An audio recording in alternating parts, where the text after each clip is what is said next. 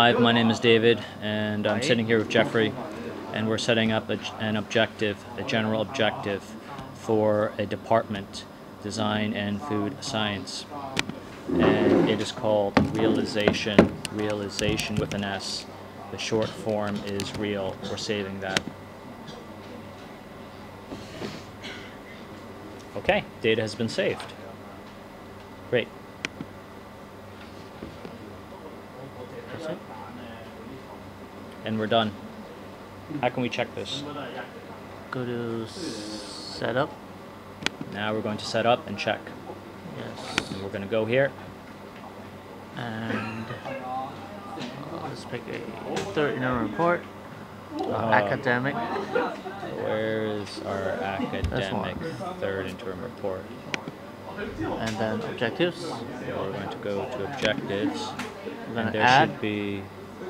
Yeah. We're going to put it. We need to add an objective. No. We change it to planning, right? Excuse me?